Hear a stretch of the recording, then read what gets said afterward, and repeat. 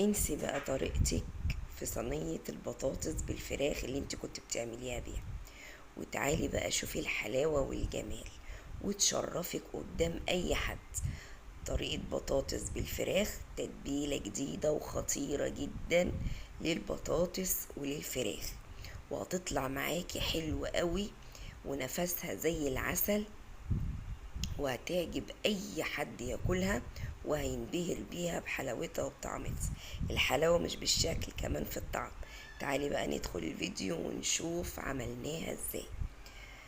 لو انت اول مرة تشوفيني ما تنسيش تصلي على النبي عليه افضل الصلاة والسلام، وتشتركي لي في القناة وتعملي لي لايك عشان الفيديو ده يعجبك جدا. وصفة جديدة وتتبيلة جديدة حلوة جدا هتعجبك، وكمان كومنت حلو منك حبيبتي تشجعيني انزل لكم الوصفات الجديدة.